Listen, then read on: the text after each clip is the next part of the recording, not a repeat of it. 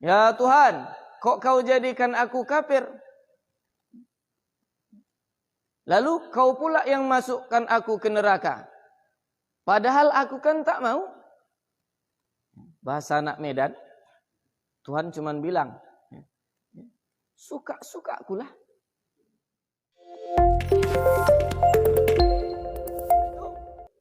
Allah Subhanahu wa taala menciptakan manusia.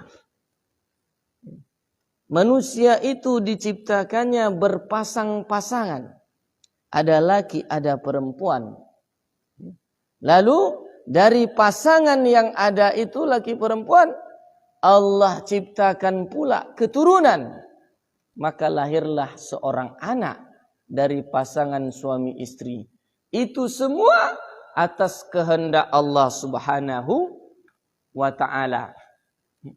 Kehendak. Lalu Allah Subhanahu wa ta'ala, Bapak Ibu, itu adil. Ini sudah pernah kita sampaikan. Adil itu apa? At-tasarruf fi mulkihi bima yasha. Berbuat sekehendaknya dalam kekuasaannya. Semua kekuasaan Allah, maka ketika Allah berbuat sekehendaknya, itu artinya Allah adil. Itu artinya Allah adil.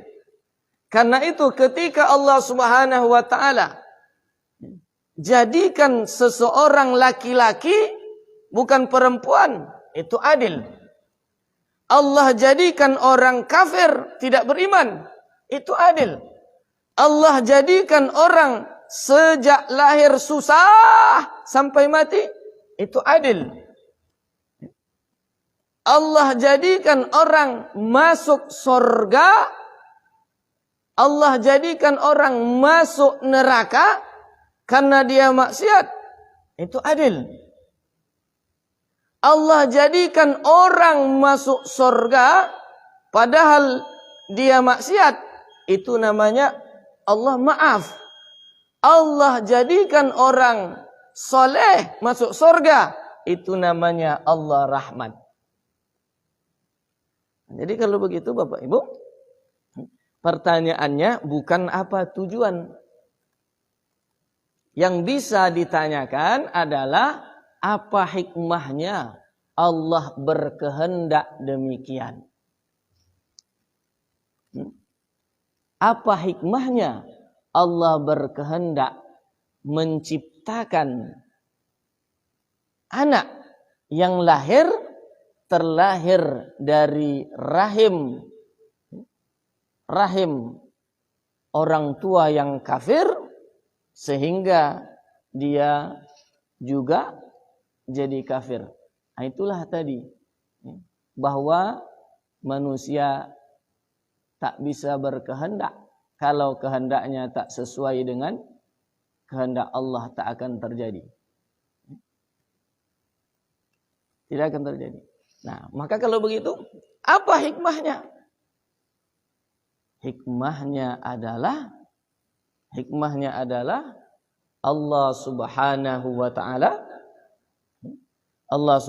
wa ta'ala menjadikan hidup mati, lahir ataupun nanti dia mati, terlahir dan nanti dia wafat, itu semua untuk menguji, untuk ikhtibar, ujian. Untuk ujian. Karena itu Allah Subhanahu wa ta'ala ciptakan surga dan Allah ciptakan neraka. Karena udah ada kaplingannya.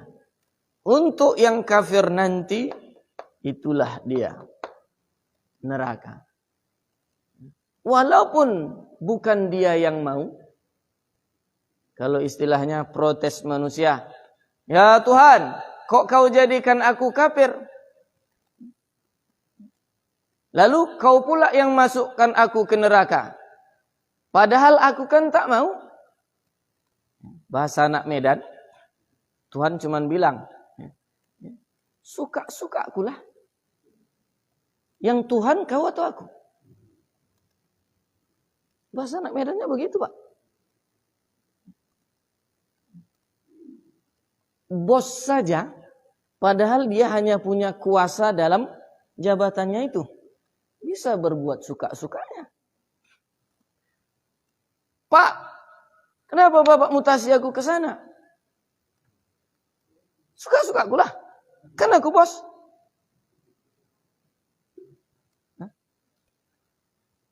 begitulah dia, Pak. Begitulah dia. Nah, cuman memang di dalam kita fikih ya, kembali ke fikih, kalau anak terlahir dari rahim orang tua yang mukmin, muslim, maka dia disebut dengan menjadi otomatis muslim asli. Ya. Tapi kalau anak yang terlahir dari rahim orang tua yang kafir, maka ya, dia otomatis juga menjadi kafir asli. Kapan itu dia tak selamat? Setelah dia balik. Artinya apa? Anak yang terlahir dari rahim orang tua yang kafir pun seandainya dia wafat sebelum balik, Ahlus Sunnah wal Jamaah meyakini ini anak disebut minan najin, termasuk orang yang selamat. Artinya kelak ditempatkan juga oleh Allah di dalam surga. Jadi anak-anak orang kafir yang wafat sebelum balik itu selamat, kelak ditempatkan oleh Allah Subhanahu wa taala di dalam surga.